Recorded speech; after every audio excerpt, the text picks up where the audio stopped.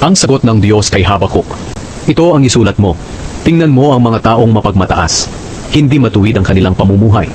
Pero ang taong matuwid ay mabubuhay dahil sa kanyang pananampalataya. Ang totoo, hindi maaasahan ang kayamanan. At ang mga taong mapagmataas na sakim sa kayamanan ay laging balisa at walang kasiyahan. Tulad nila'y kamatayan ay hindi makukontento. Kaya binibihag nila ang maraming bansa. Pero kukutsain sila ng mga bansang iyon sa pamamagitan ng mga salitang ito. Nakakaawa naman kayo. Kayong nangunguha ng mga bagay na hindi sa inyo at nagpapayaman sa pamamagitan ng pandaraya.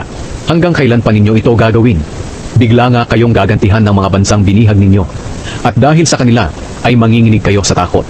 At sila naman ang sasamsam ng inyong mga ari-arian.